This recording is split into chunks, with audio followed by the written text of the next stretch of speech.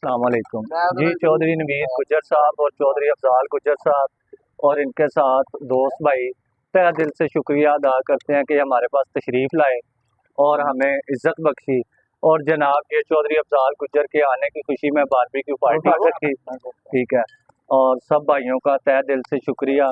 और उधर जेदी पड़ैंग साहब भी बैठे हुए हैं, चौधरी बिल्ला बड़ैच साहब भी हैं, चौधरी बिलाल जट, मैर भोला फरूक, मियाँ हमजा बड़ैच, सारे भाई इधर जो मिक्स है ठीक है। मलक जमान साहब जो बारबेक्यू लगा रहे हैं।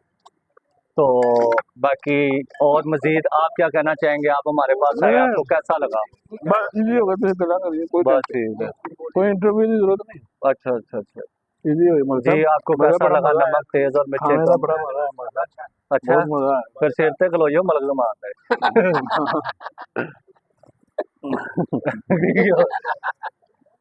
वही वो किड्डा सीरियस हो के ला रहा समान है।